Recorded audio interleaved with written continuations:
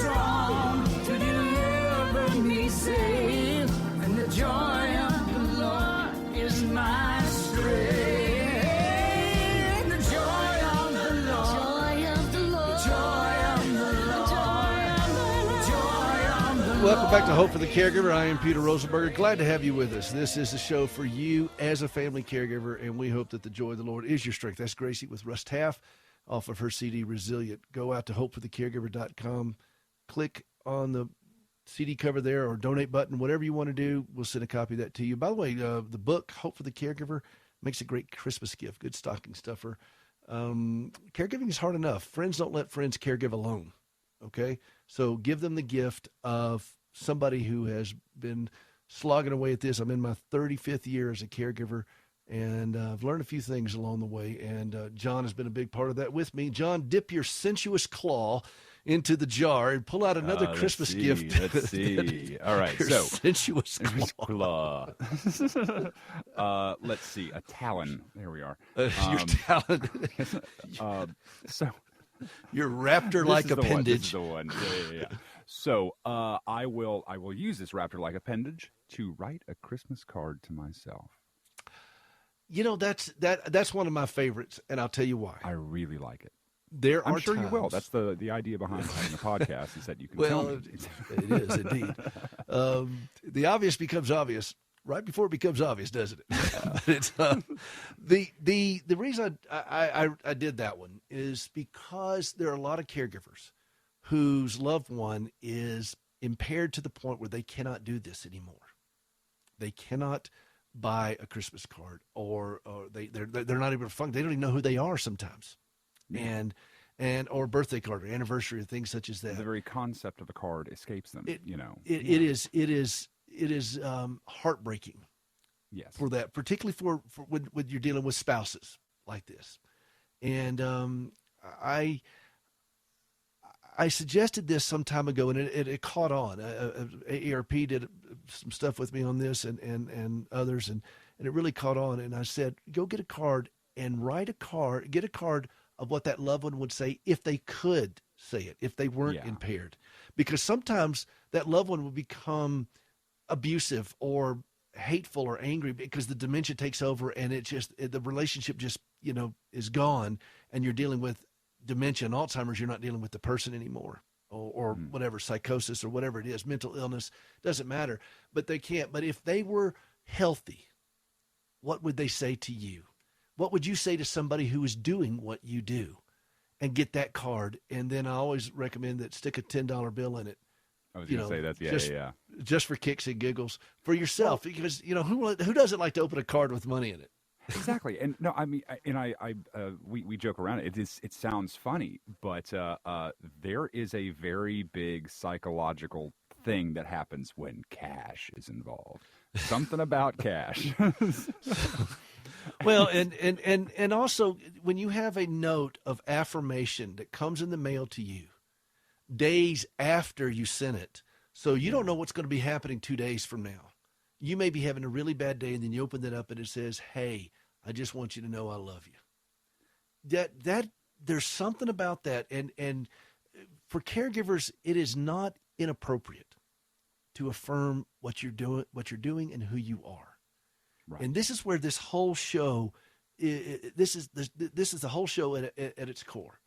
Because if your heart is a train wreck, your wallet will be, your body will be, your relationships will be. Think back to that woman who was pushing her frail mother. She was 350 pounds, every bit of it. Where do you think the biggest weight is? It's not her body. It's on her heart.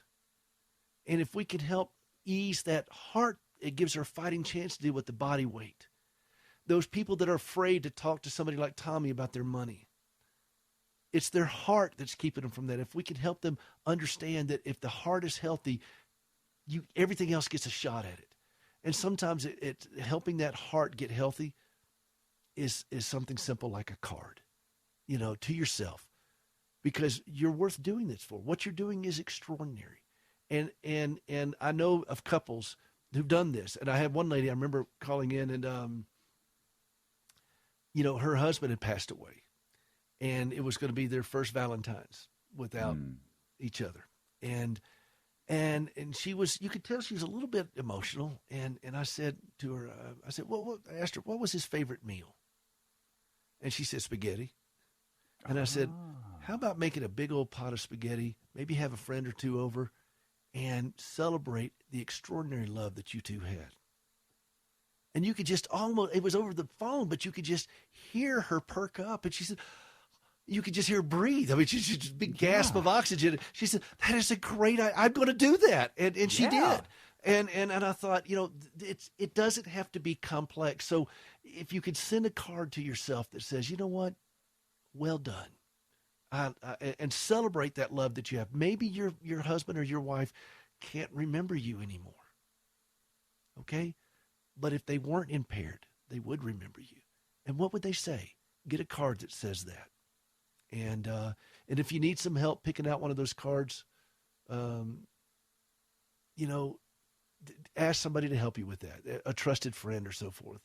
And you can always call my friend Ken Najar over at Logos Bookstore in Nashville, 615-297-5388, and tell him over the phone that I sent you there.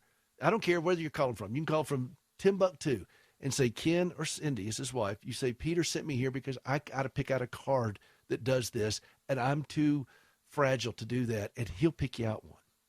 He will do that. You know how I know that?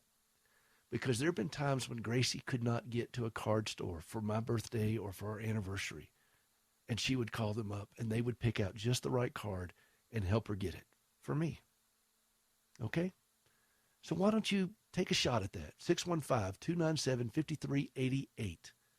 And, and get them to pick you out a card for you to say, you are doing something extraordinary. Merry Christmas to yourself. And don't ask kid to put $10 in it because he won't. But I mean, he would if you bet $10. Well, yeah, he would. Yeah, he would ask a $10 surcharge. Yes, he would. That he would do. But these are little things that caregivers can do for themselves, and it may sound simple, but you know what? I have found, John, in my lengthy years now, that sometimes simplest is best. Yeah. Well, in that, you can save a lot of, it's, coming down to saving time, saving energy and everything like that, but it's just being efficient about it. It's right now we're just worried about saving you as a caregiver. Exactly. Yeah. And if you got to call a card shop, a bookstore in Nashville, Tennessee, because your heart's too fragile, so what? Do it, because you will benefit, and you'd be surprised the kind of cards that Ken and Cindy would pick out for you. So those are little things. And it's not too late. Do it this week. 615-297-5388. As soon as you hear this, pick them up, call them, and say, Ken, Peter told me to call you, and you guys will pick out a card to send to me because I don't know what else to do. I'm so lonely. I'm so discouraged. And you can get it in the mail 2 days later. Yeah. Just do it, okay? Your heart is worth it. Healthy caregivers make better caregivers, and it always starts at the heart. Hope you've had a good time today. Hope you learned a few things and got a little bit of courage and felt a little bit more connected.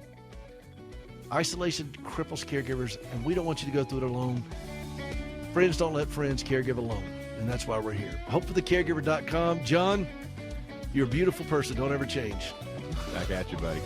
All right, we'll see you next week. Bye-bye.